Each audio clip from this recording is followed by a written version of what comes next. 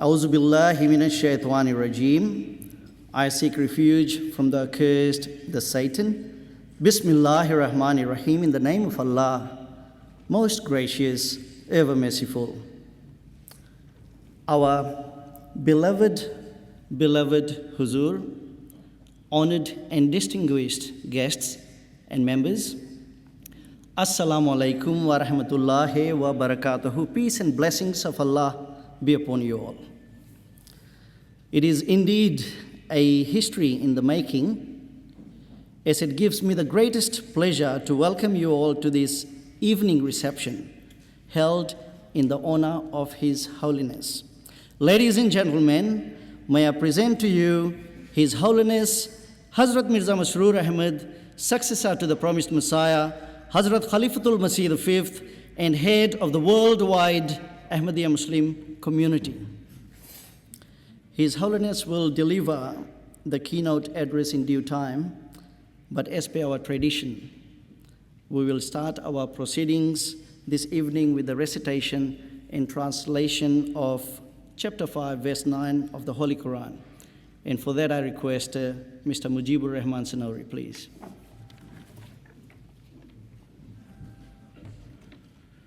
أعوذ بالله من الشيطان الرجيم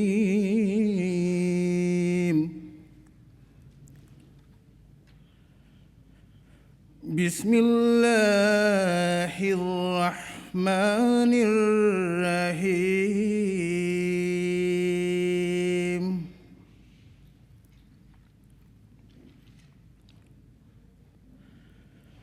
يا أيها الذين آمنوا كونوا قوامين لله شهداء بالقسط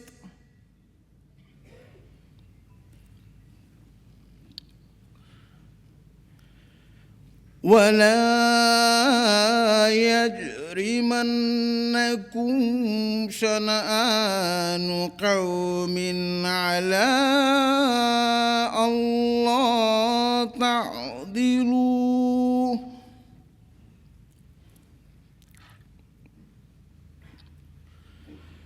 اعدلوا هو أقرب للتقوى واتقوا الله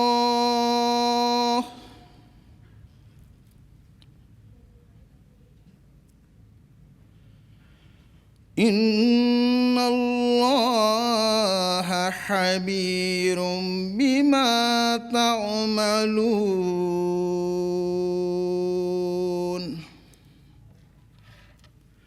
Translation. O ye who believe, be steadfast in the cause of Allah, bearing witness in equity, and let not a people's enmity incite you to act otherwise than with justice. Be always just, that is nearer to righteousness, and fear Allah. Surely Allah is aware of what you do. Thank you.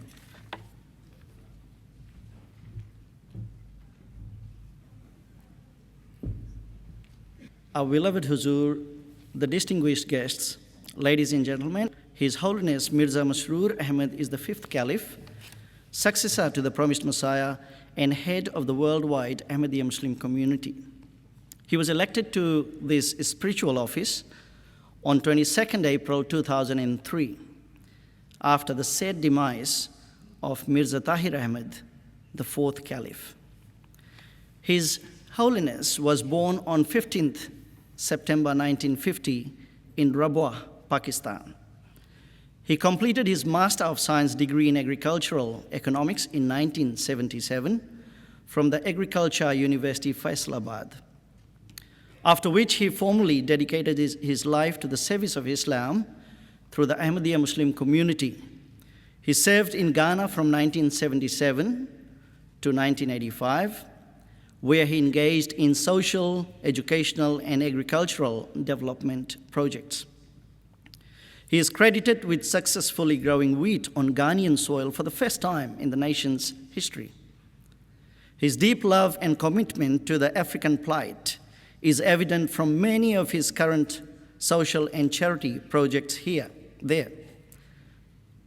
Later, from 1985 until 1997, he served at various senior administrative posts within the community in Pakistan. He was appointed the head of the Ahmadiyya Muslim community in Pakistan from 1997 until his election as Caliph in 2003. The election was held in London, and he remained there afterwards. He has widely spoken on the need of establishing peace in the world. He believes certain trends in the global quest for materialism and religious extremism may lead the humanity to another catastrophe similar to World War II. He initiated in 2004 an annual national peace symposium in the UK. He has recently spoken to the European parliamentarians in Brussels, the UK parliamentarians at Westminster, London, and members of the US Congress and Senate at the Capitol Hill, Washington, D.C. He has expressed his thoughts on the danger to world peace and our obligations as human beings to create an environment of tolerance. He has also advised through letters to the leaders of Iran and Israel to pacify their warring rhetoric. He has articulated his views and the efforts of the community to several political leaders, presidents, prime ministers, religious leaders, and other movers and shakers of the world. This visit of His Holiness to Australia is primarily to focus on the spiritual upbringing of the local Ahmadiyya Muslim community, who will get the honor only the fourth time in 110 years of Ahmadiyya presence in Australia to meet a caliph. Today's historical event involving the broader community is the second one after Melbourne, followed by the third one in Brisbane next week. I thank the great many guests and the range of guests present here today. Very shortly, the great many local, state, and federal politicians, the religious leaders, community workers, teachers, doctors, lawyers, principals, engineers, professors, journalists, and the many more influential guests will have an opportunity to listen to the keynote address by His Holiness. But not till we have short comments from some very respected dignitaries who are seated up here today. Can I call upon Senator, the Honourable Concetta Fierravanti-Wells, please. Now, she is representing the Prime Minister of Australia, the Honourable Tony Abbott, and Parliamentary Secretary to the Minister for Social Services, a Liberal Senator for New South Wales, please.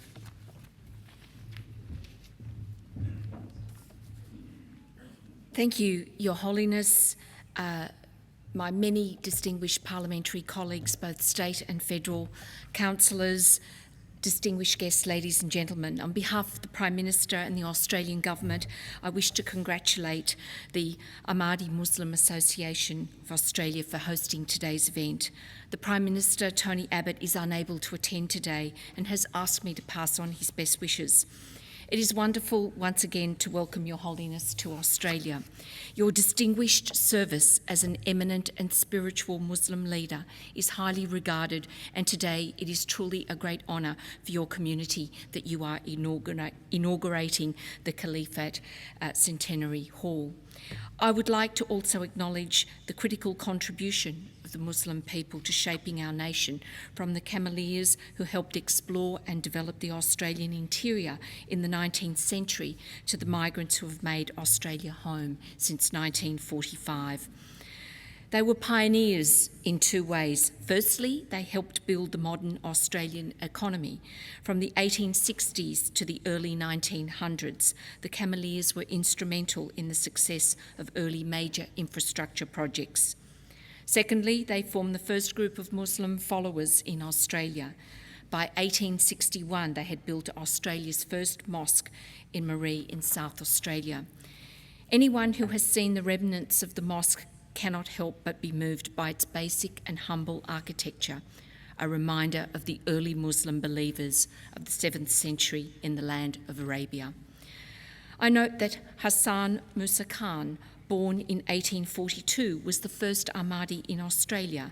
He is buried at the Karrakatta Cemetery in Western Australia. Since 1945, Australia has welcomed more than 7 million people. Our cultural diversity is a source of great social and economic strength, and the contributions of migrants and their families spanning generations has helped forge the unique Australian way of life that we enjoy today. Our successful multicultural society is founded on a commitment to the common 10 elements that unite us, combined with respect for and understanding of our social and religious differences. The religious freedom that we all enjoy in Australia is a testament to the strength of our democracy and values. I'm particularly pleased by a statement of Your Holiness made during your address in Koblenz in 2012, in which you said, "True loyalty requires a relationship built on sincerity and integrity. It is essential for a citizen of any country to establish a relationship of genuine loyalty and faithfulness to his nation." The Ahmadi community is committed to the common elements that unite the Australian society. As the daughter of migrants myself, I understand very well the hard work and sacrifices that many of you have made to build a better life for yourself and for your children. Your community is a valued and integral part of the wider Australian community. Community and religious leaders play a critical role in instilling the values of tolerance and harmony. Your Holiness, you exemplify in a practical way the strength of your beliefs. I would like to thank your community for their welcome, and I wish you well for this historic event.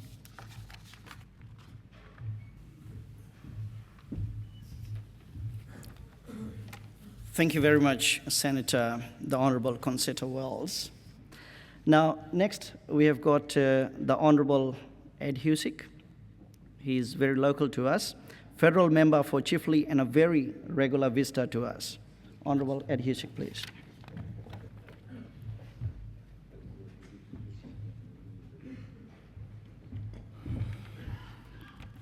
Bismillahirrahmanirrahim. Friends, assalamu alaikum. It is, if I can say, important at the outset to recognise the traditional owners of the land, the Darug people, and to acknowledge and pay respects to elders past and present. And if I can also acknowledge the presence of many of my colleagues from the federal level, from the state level and from the local level. And there's quite a few here, so I won't necessarily name them all. But Your Holiness, it is a great honour to spend time with you here today and to welcome you. I can let you know that the community has been exceptionally excited and looking forward to your arrival, as has been indicated only 4 times in 110 years that we've been able to welcome a spiritual leader of the Ahmadis to Australia. And it is of particular, if I can say, note that I didn't think it could be exceeded in terms of the excitement, but it has been building up quite significantly and understandably so. If I can say, Your Holiness, when you leave this country, you can be rightly proud of the community here. The Ahmadi community here, across disciplines, across professions, in so many ways, are exemplary citizens of this nation. And it is a highlight every year to be able to visit the mosque, and in particular note that every January, special mention is made of those young people who have excelled themselves in academia, in sporting, and not only that, in civic achievement, where they have demonstrated their willingness to make a contribution to the local community. It is something that we all as Australians can be proud of, but particularly, Your Holiness, it is something that I think you can be rightly proud of too. This country, Your Holiness, has welcomed people from all corners of the world. It has sought people to make their contribution and to recognise and reward that contribution. And to also not only, if I can say, build a sense of tolerance, but I think is always important to go beyond that to build and foster a sense of understanding and kinship.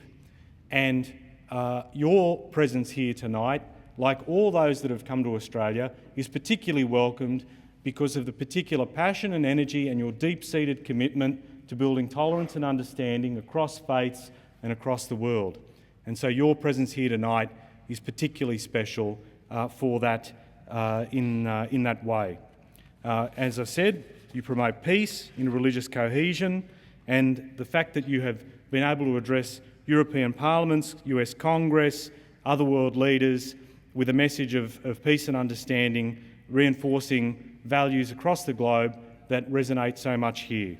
Your visit will be remembered and treasured for years to come, and I certainly welcome and honour the opportunity to be able to spend time with you, but also to know that you are having such an impact on a community that has such a deep love for you and a deep regard for the things that you achieve across the planet. Thank you very much.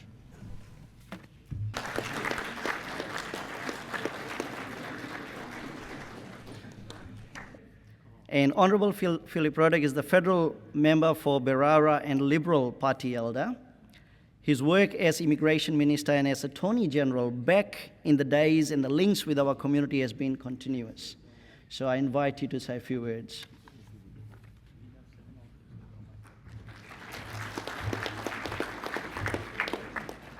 Your Holiness, welcome. Missionary Mahmood, can I acknowledge my many colleagues in this form, Parliamentary Secretary, Minister, Leader, representatives of local government, friends. Can I also acknowledge the traditional owners, and can I pay my respects and acknowledge Uncle Greg, who is in the audience here today representing the Darug people. It's a great honour to welcome you back, Your Holiness, and I had the great privilege of meeting you in 2006. But my greatest privilege was to be Australia's Immigration Minister for some 7.5 years when we were able to welcome from Pakistan, under the Special Humanitarian Program, many thousands of Ahmadis who were the subject of very significant oppression, a matter of continuing concern, and something that we are still familiar with in other parts of the world. Your Holiness, I want to assure you that your flock are very welcome here in Australia. For us to be a nation that is drawn of peoples from all over the world, of different faiths, of different cultures, makes Australia a very special place, because while we're not perfect, I think we do it pretty well in making sure that people are welcome and able to make a contribution.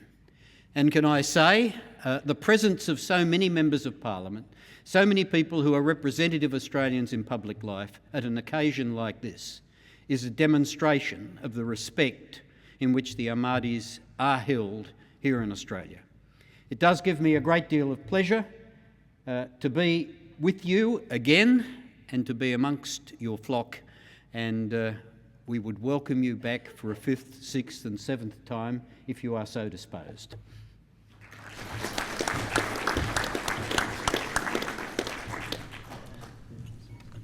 Thank you very much for your very kind words, the Honourable Philip Roddick. And as I said, it is always refreshing to hear from the so-called father of the house. 40 years. I think he is the 3rd longest serving parliamentarian in the history of Australian Parliament. So I think that calls for an applaud too. Next we got the Honourable Victor Dominello. He is a representative of the Premier of New South Wales and Minister for Citizenship and Communities and member for Ryde. Please.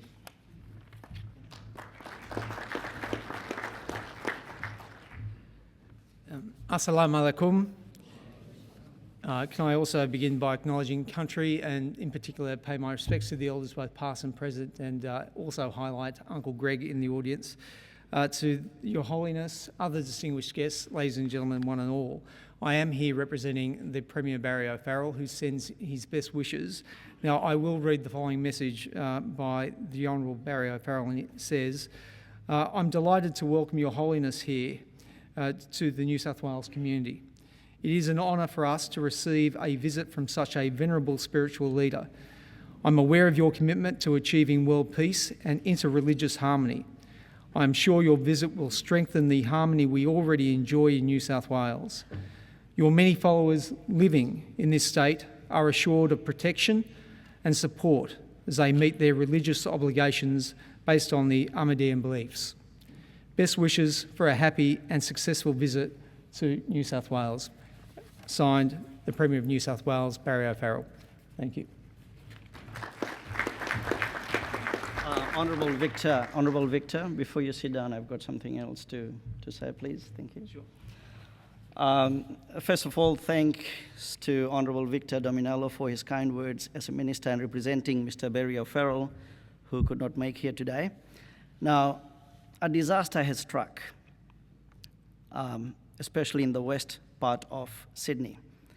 And for the current bushfire emergency, and for the support in need in yesterday's hostile conditions, I will request Minister Victor Dominello, on behalf of the Premier Fire Appeal, to accept a small cheque of $20,000 from His Holiness, please.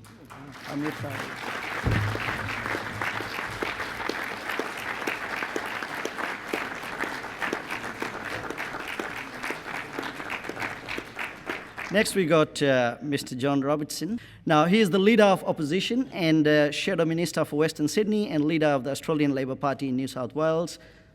Mr. John Robertson, please. Could I too begin by acknowledging the traditional owners of the land that we're gathered on, the Darug people, pay my respects to the elders both past and present, and also acknowledge that theirs is one of the longest continuing cultures in the world. The many distinguished guests are here, in particular Your Holiness. I acknowledge my parliamentary colleagues. I also acknowledge Guy Zangari, who's the member for Fairfield, who is also here with us, and the many, many distinguished guests.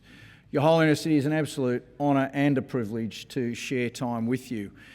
Particularly your message I'm looking forward to that you will deliver here tonight. But having heard your words of wisdom over the time, we are privileged to have someone who walks the world stage with a very powerful message of faith and peace. In particular, at a time around the world where we see some people seek to use religion as an extreme means to place fear in the hearts of many, it is an absolute privilege to have you here, someone who preaches the need for peace, to have a leader, a religious leader, who is so well regarded by this community here, but right across the globe, who is prepared to stand up and talk about the necessities for peace, to talk about the fact that we do live in a global environment that is fragile, a global environment that requires us to be tolerant, but more importantly, requires leaders like yourself to speak out without fear or favour. Because it is leaders like yourself that bring that message of peace that will actually impact the sort of world we live in now and into the future. Your Holiness, we need more leaders like you. We need more leaders of communities like this community who are prepared to stand up and speak the word of faith and, more importantly, speak the words of peace. Because it is only through voices like yours that we will have stability once more across the globe. That when people are confident that their religious leaders, their political leaders are prepared to stand up and speak out. Speak out when others seek to terrorise the world, that you are that voice of peace, that you are that voice of hope and that voice of strength, that strength of faith and that voice of courage. So I feel very privileged and very honoured to share the stage with someone of your stature and with someone of your commitment to a much more peaceful world, and I am humbly thankful for this opportunity.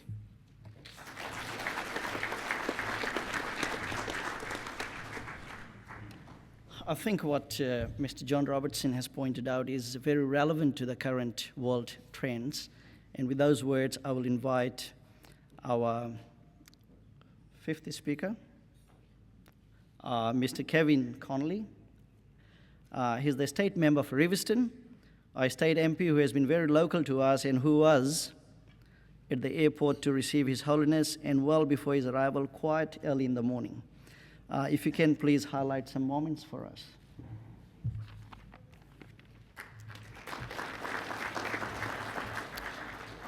Your Holiness, Mahmood Ahmed and other leaders of the local Ahmadi community, my parliamentary colleagues and leaders in other fields who are here today, distinguished guests, one and all. It has been my privilege for a number of years to attend events here at the mosque with the Ahmadi community on Australia Day, at national conferences and at the Caliphate anniversary celebrations some years ago. And at all of those times, I felt most welcome amongst a community of people who value the things that Australians value: the peace, the freedom, the stability, the fair go for other people that Australians value have been embraced clearly by the Ahmadi community. I commend the Ahmadi community here in Sydney for your commitment to be good citizens of Australia and good friends to people facing adversity. I had another example that I was going to mention, but we've seen one just a few moments ago in recognition of the tragic fires that occurred only yesterday. That reaction has been typical of the Ahmadi community in Sydney to events around them in their nation and beyond, and I do commend you for that. I was proud as a member of the New South Wales Government to be at Kingsford Smith Airport on the arrival of His Holiness in Sydney about 2 weeks ago. It was an occasion that is memorable for not only the Ahmadi community, but I believe for the New South Wales community to have a world leader of his stature arrive among us. Our conversation that morning occurred relatively soon after the Australian federal election, and so we spent a few moments talking about government in Australia and the system here. And for both of us, what was really notable and what underlined the value of our democratic system here was the smooth and peaceful transition of power from one government to another. Something that we might take for granted here in Australia, but which is rare in the world as power shifts from one group to another. And it is a great blessing. I know our stability, freedom and safety are blessings which I know the Ahmadis here value greatly. The Ahmadi teachings, which emphasise love for all and hatred for none, are most welcome here in Australia, and your contribution to our nation's future can be a great one. I thank you for allowing me the opportunity to speak, and I look forward to hearing shortly from His Holiness and to sharing the occasion with so many of my good friends here among your community.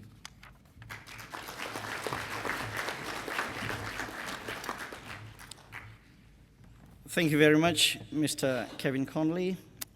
Now, I would now invite our last speaker as a dignitary, the Honourable David Clark, Member for the New South Wales Legislative Council and Chairman of the New South Wales Parliamentary Standing Committee on Law and Justice. Thank you, please.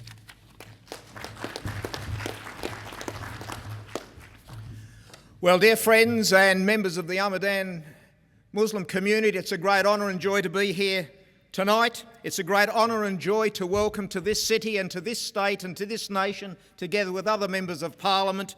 It's a great honour to welcome the leader of tens of millions of the Ahmadiyyan faithful around the world from 200 countries. It's a great honour and privilege to welcome Your Holiness, Mirza Masroor Ahmad Khalifatul Masih V. And Your Holiness, can I say to you, can I assure you that here in Australia you are among friends. You are among friends in this nation.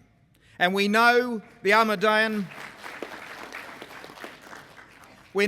Ahmadiyyan Muslim community are a righteous people and a good people and a godly people, loyal Australians and hard-working Australians.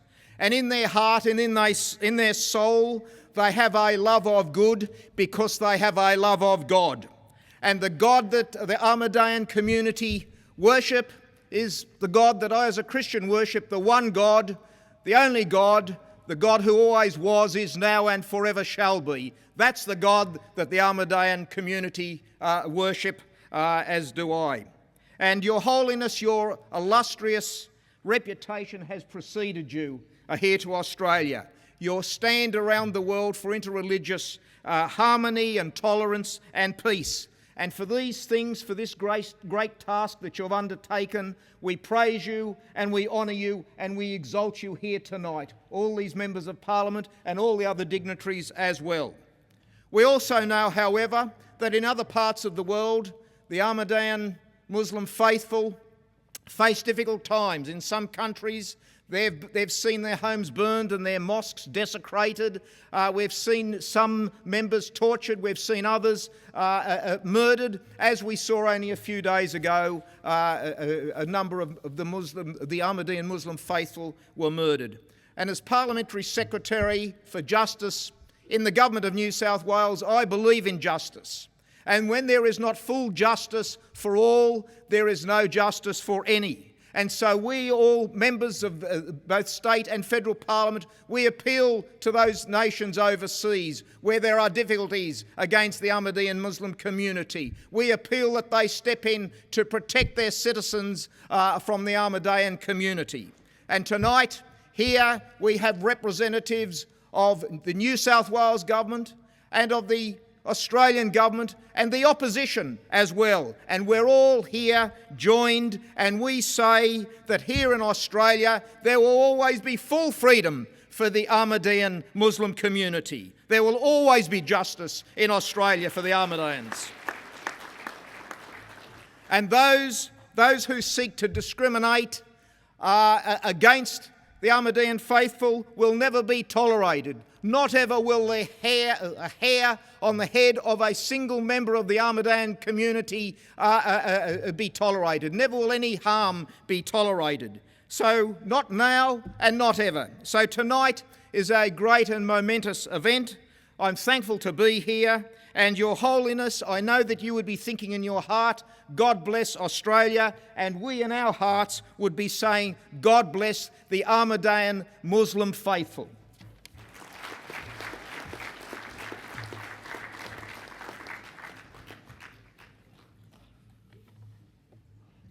That was our last speaker, the Honourable David Clark, MLC. And with these words, we get to the keynote address now.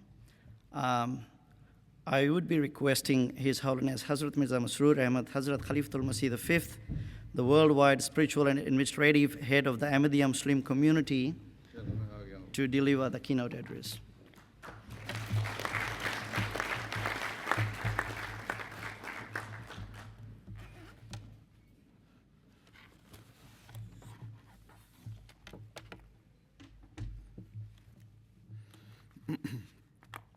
أشهد أن لا إله إلا الله وحده لا شريك له وأشهد أن محمدا عبده ورسوله أما بعد فأعوذ بالله من الشيطان الرجيم بسم الله الرحمن الرحيم. All distinguished guests, Assalamu alaikum wa rahmatullahi wa barakatuhu. Peace and blessing of Allah be upon you all. First of all, I would like to express my gratitude to all of the guests who have accepted our invitation and joined us here today. For you to accept the invitation of a religious organization and to enter the mosque complex, despite not being associated to our religion, is a clear reflection of your open-heartedness and your very tolerant attitude. Your attendance is even more noteworthy given that in today's world so much is written and spoken against Islam, and a truly terrifying portrayal of certain so-called Muslims is being presented. It is a cause of regret that, to some extent, this fear amongst non-Muslims is justified because some so-called Muslims have conducted the most horrific terrorist acts and killings both in their countries and abroad. No doubt they have created a state of fear which is terrifying the non-Muslim world, whilst at the same time defaming the pure name of Islam. In short, your attendance is proof of your enlightened minds and is a testimony to the fact that you wish to learn the real and true teachings of Islam. I'm sure that many of you will have heard about the Ahmadiyya Muslim Jamaat from your friends or acquaintances, and so will have some idea about what type of community we are. And you have heard just recently from so many speakers as well. I'm sure you will have heard that the Ahmadiyya Jamaat is a peace-loving community that acts entirely in accordance with the true teachings of Islam. It is a community that not only promotes peace, but whose every act and activity is conducted in an entirely peaceful manner. It is for these reasons that even those who are not well acquainted with our community will have felt at ease joining us today. Nonetheless, there may remain some fears or misgivings in the hearts of a few of our guests. The truth is that it is almost impossible to entirely eradicate all doubts or fears from another person's heart until a close relationship has been formed. I should at this point present a basic Islamic commandment which a Muslim must observe if he or she is to demonstrate high moral standards. Islam teaches that a Muslim must show gratitude and appreciation wherever it is due. In this regard, the founder of Islam, the Holy Prophet Muhammad sallallahu alaihi wasallam, taught that a Muslim who does not profess thanks for an act of goodness or kindness is not grateful to God Almighty.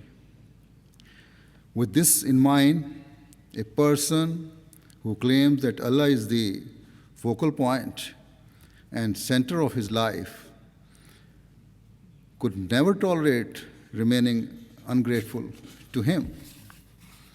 Thus, gratitude is not merely a moral obligation or courtesy. It is actually a religious duty for a Muslim, because the basic objective for any Muslim is to please, any true Muslim, I should rather say, is to please God Almighty. It may well be the case that most secular people routinely express thanks to others, but they do so as a moral duty because they are good people who live in a good society. It is not a religious duty for them. However, for a true Muslim, offering thanks is a necessary element of Islam's extremely intricate teachings that he must follow. Anyway, what I have said has formed quite a long introduction. However, it was actually not just an introduction, but an explanation of one part of Islamic teachings. I shall now expand upon these teachings by explaining why the Ahmadiyya community places so much emphasis on drawing mankind's attention towards the highest moral standards and establishing peace. The fundamental reason is that the founder of Islam, the Holy Prophet Muhammad sallallahu alaihi wasallam, prophesied that a time would come when the practice of Muslims would move far away from the original teachings of the religion. He said that this decline would continue for around 1,000 years, at which time God Almighty would send a person as the Imam Mahdi, guided one, and as the Prophet Messiah. He would come to guide the Muslims towards the real and true teachings of Islam. At a time when the world would in the most part have forgotten its creator. The Prophet Messiah would also provide the people of other religions with guidance so that they too could develop a loving bond with God Almighty. In fulfillment of the grand prophecy, we Ahmadi Muslims believe that the founder of the Ahmadiyya Muslim community, Hazrat Mirza Ghulam Ahmad of Qadian, peace be upon him, was the very person who was sent by God as the Imam Mahdi and as the Prophet Messiah. Not only did the Prophet Messiah announce that he had been sent by God, but he also established a community of his followers. The Prophet Messiah himself explained the key objective of his advent.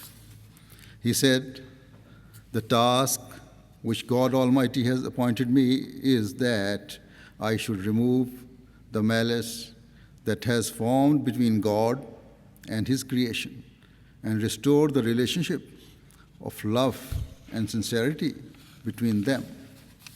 He further said, "The second purpose is that for the sake of God's people and out of compassion, all persons should engage their strengths and capabilities in the service and well-wishing of God's people. And they must treat gratefully and beneficially all people, from kings and emperors down to an ordinary person who has done them any favor. Indeed, people should not only restrict themselves to responding with gratitude and by benefiting others. In fact, the Prophet Messiah has further added, one should love mankind to such a degree that he should consider the trials and tribulations of others as his own and should pray for them.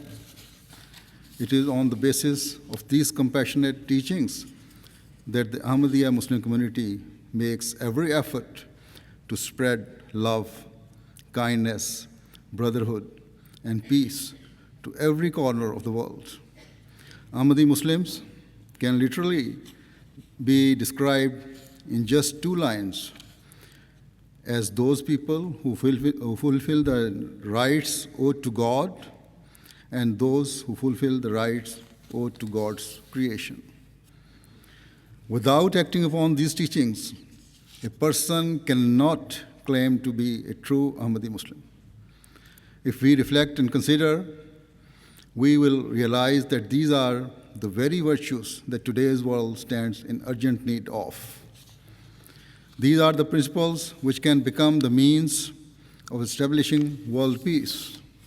I say this because the relationship of love and sincerity can only be formed with God when a person fulfills the rights owed to him, and God's rights can only be fulfilled when His commands are followed. One major command of Allah the Almighty is given in the chapter 5, verse 9 of the Holy Quran. Allah the Almighty says, O ye who believe, be steadfast in the cause of Allah, bearing witness in equity, and let not the people's enmity incite you to act otherwise than with justice. Be always just, that is nearer to righteousness, and fear Allah. Surely Allah is aware of what you do.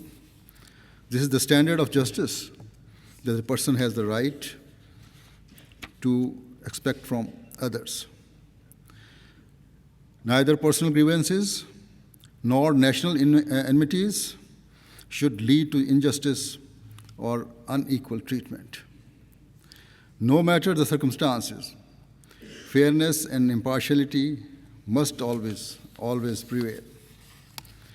In the verse I have just quoted, Allah says, adopt righteousness. This means that if a person fulfills the rights of others by acting with true justice, that deed will itself be classed as an act of worship, because the underlying intention was to gain the pleasure of Allah. Therefore, the very highest standards for Muslims were established by Allah more than 1,400 years ago, so that an atmosphere of peace, love, and affection could be fostered. If any Muslim does not adhere to these teachings, it would be entirely wrong to blame the teachings. Rather, the fault would lie with the individuals. I am sure that underlying reasons that motivate the Ahmadiyya Muslim community to promote peace and brotherhood to such a great extent will have been made clear by what I have just explained. Similarly, there are countless other commandments given by the Holy Quran which underscore the importance of fulfilling the rights of mankind. For example, the name of the hall in which this reception is being held proclaims that whosoever enters it will attain nothing but peace and security. It also attests to the fact that those who have built it are they who spread peace and harmony in the world. This hall has been named the Khilafat Centenary Hall. The word Khilafat means successor. The task of any successor is to continue the mission and objective of the person whom he is following. And so the task of the Ahmadiyya Khilafat is to continue pursuing the peaceful objectives laid down by the founder of the Ahmadiyya community, which I have just outlined. And so, under the guidance of the institution of Khilafat, the Ahmadiyya Muslim community has continued this work for more than 100 years. This hall was constructed to commemorate the successful completion of 100 years of the Ahmadiyya Khilafat. It was built with the aim that Ahmadis remain constantly reminded of the objectives and responsibilities entrusted to them, which they continue to fulfill under the guidance and leadership of Khilafat of the time. Upon learning how devoted and attached Ahmadi Muslims are to the Khilafat, it is possible that a question may arise in the minds of some people. It may be that some people wonder whether due to such devotion, the Khalifa could, God forbid, lead Ahmadis towards extremism or the use of force. To answer this, it should be clarified that the first part of the prophecy made by the Holy Prophet Muhammad sallallahu alaihi wasallam was that after a long period of spiritual darkness lasting around 1,000 years, the promised Messiah and Imam Mahdi would appear, with teachings of peace, compassion, and love. It is evident from the extracts of his teachings I have presented that the promised Messiah came with exactly these objectives. And so, as we believe that the first part of the prophecy has been fulfilled, then we must also, according to our beliefs, accept the truth of the second part of the prophecy, which was that following the promised Messiah, his khilafat would be permanent and would remain until the end of the time. And his khilafat would continuously draw mankind's attention to fulfilling the rights owed to God and his creation. Rather than cause any threat or danger, the khilafat of the promised Messiah would only be a source of peace. About the true system of khilafat, the Holy Quran has clearly said that it will be a means of transforming a state of fear and panic into a state of peace and security, so long as the people continue to remember God's commands and follow the guidance of the Khalifa. Where on the one hand, the Khilafat in Ahmadiyya is a source of peace and tranquility for all Ahmadi Muslims, it can also be a source of peace and security for non-Ahmadis if they pay heed to what the Khalifa says. The history of the Ahmadiyya community testifies to the fact that the promised Messiah himself and all of his successors emphasized the need to avoid wars and towards fulfilling the rights due to one another. The promised Messiah himself proclaimed that he had come to bring an end to all forms of religious warfare. Furthermore, I have already mentioned how strongly he emphasized the fulfillment of rights of one another. A society where religious wars have come to an end and where mankind's attention is drawn towards serving humanity and fulfilling each other's rights can only become a heaven of peace. Certainly, this is exactly the type of society that the world stands in great need of today. All of the Khalifas who have led the Ahmadiyya Muslim community have always advocated for peace, unity, and sense of mutual brotherhood. Let me give just a couple of examples. After the First World War, the second Khalifa of our community informed the world that without true justice, peace would not develop and the League of Nations would fail. Then, in 1990, when the situation in Iraq deteriorated, our fourth Khalifa warned that not only would the Arab countries suffer, but ultimately the peace of the entire world would be destroyed. Indeed, the world has since observed that both of these warnings proved entirely accurate, and today conflict continues to plague the world. For the past 4 or 5 years, I have been warning that the world stands in desperate need of peace.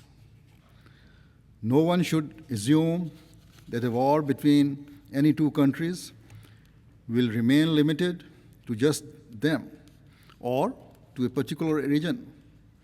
Rather, ultimately, it will culminate with a world war. Indeed, the state of the world today is clearly indicating that we are on the brink of an extremely dangerous global war.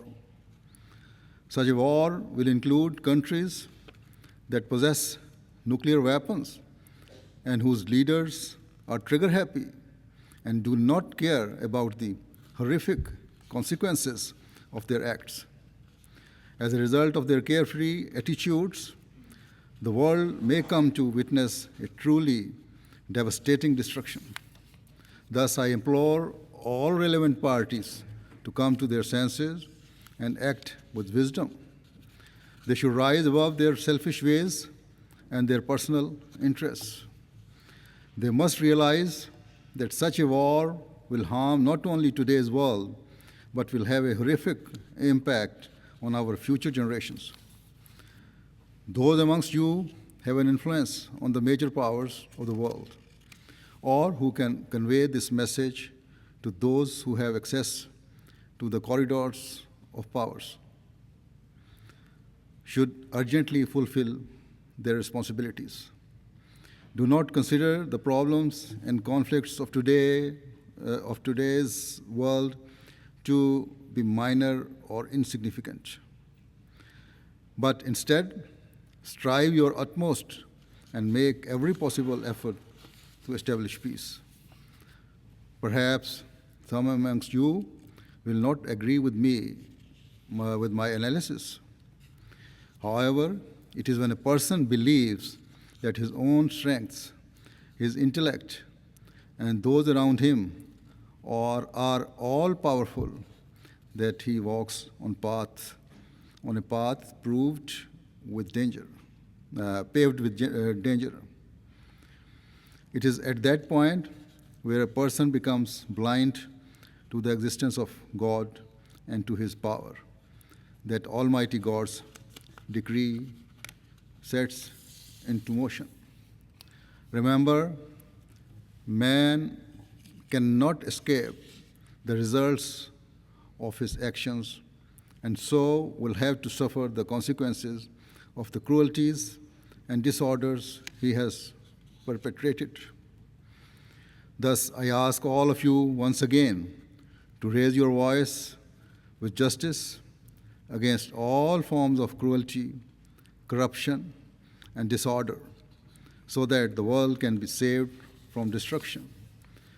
According to Islam, the requirements of justice are fulfilled when a person acknowledges his mistakes and does not only value the interests of his friends or of his own policies, but instead gives preference to fulfilling the rights of all people. May Allah enable the world to understand this reality and be saved from any type of major destruction or calamity. Ameen.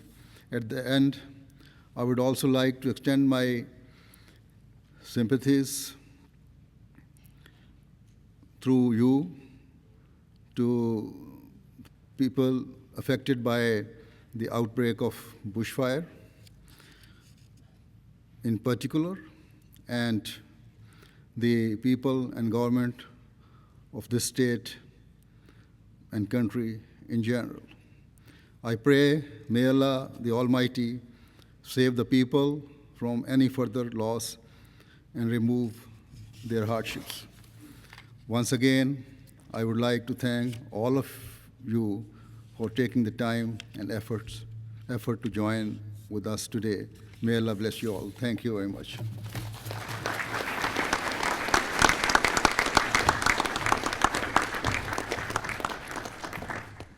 Thank you very much.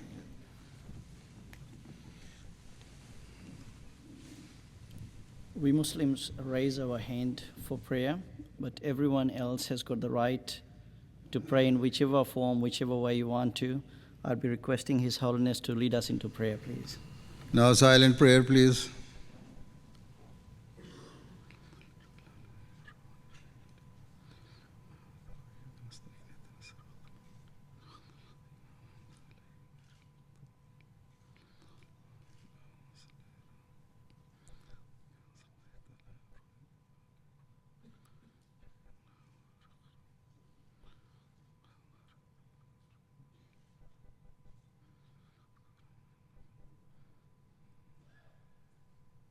Ameen.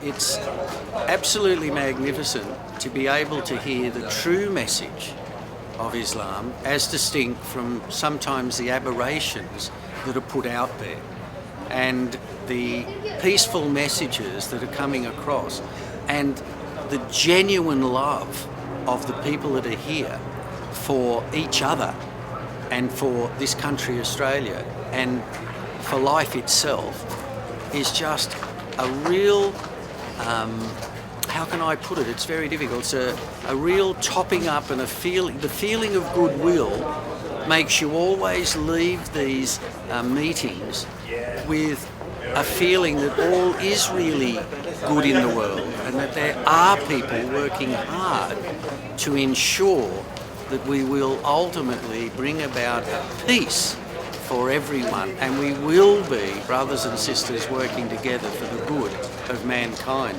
It may sound airy-fairy, it may sound strong and a bit of this, but the reality is that if anyone doubts it, I invite them to come to a meeting and listen to the genuine speech and feel the fellowship and the genuine love for each other that's here, and they will go away changed. His Holiness's words were very important, particularly as we reflect on world events today. That his message of peace is a very important one, and it's very good to see His Holiness again here in Australia, and on behalf of the Australian government. It was very good to be here this evening and to hear him speak and to be here with the Ahmadi community as they celebrate this very historic event. His Holiness' speech was inspirational. You know, we do live in a world where we live in an uneasy peace, and as His Holiness said, if we're not careful, that peace could easily be disrupted. And we do need leaders of his calibre to continually preach the message of peace. We live in a great multicultural society here in New South Wales, where we have all faiths, all cultures, and we all come together in this great big melting pot. But the only way that it will continue to work, whether it's here or elsewhere, is if we have ongoing dialogue, where that dialogue is built on understanding, where the central platform is peace. So this is an important part of that. It's a fantastic opportunity to hear from His Holiness. I said in my speech how privileged I felt, and I think how privileged we all were to be in the room, to listen to a leader who walks the world stage talking about the importance of tolerance, of faith and peace. We need more leaders like that now on the world stage talking about these issues, because far too often we see conflict emerge, we see extremism, and we see that conflict turn to war. What we need are leaders who are prepared to make their voices for peace, and His Holiness is somebody who does that so well. Events like these are absolutely critical to break down ignorance, because it's ignorance that breeds intolerance, and intolerance leads to conflict. We need to break those barriers down, and the more we talk with each other, share a meal, the easier it is to break down the barriers of ignorance. I'm always ecstatic to come to an event like this, share a meal, share a conversation, and get to know each other as fellow human beings. When we break those barriers down and we understand that we are all fellow humans, that ignorance disappears very quickly. His Holiness, in this time of great political and in some areas religious upheaval, His Holiness is coming along with a message of tolerance and interfaith harmony, which I think is the most important message of this age that we need to hear. I think it's probably one of the most important things facing mankind at this time, and he's come forward and he's going out there, not just talking, he's actually going around to try and achieve something. You know, going to speak to in the various parliaments of the world, I think is very important, and the more that the words of His Holiness can be heard, then the better it's going to be for humanity and for peace. I was very impressed with His Holiness, with the message that he brings of tolerance and human rights, and I think he's a man who speaks very sensibly and very responsibly, and we're certainly very privileged to have him here in Australia. The message was loud and clear. It was all about peace and harmony and security. And his comments were just not just about Australia, but global. And peace is a message. Peace is Islam, and he's carrying the message of Islam to Australia in a way that no others have done. And it was just a beautiful message to convey to the wider Australian society, the members of Parliament that we have here, the other members of the community, to listen to the message of peace from a Muslim leader. Unfortunately, we hear and see right around the globe messages of war and terror and so forth. That is not reflective or representative of Islam. This is representative and reflective of Islam. So I was delighted to be here. It's nice to hear a speaker of his calibre and a leader of his significance make a sermon on something that is so significant. What was your take-home message from tonight's event? Apart from the sermon, again, which I will take home because it's great advice for all of us, actually, to be thankful and to say so.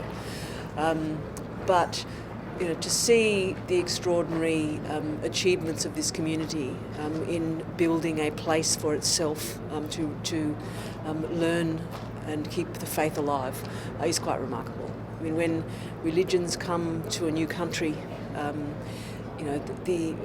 keeping the base strong so that people can grow in the faith in a new country where it is so much smaller than it is in the countries of origin is incredibly important.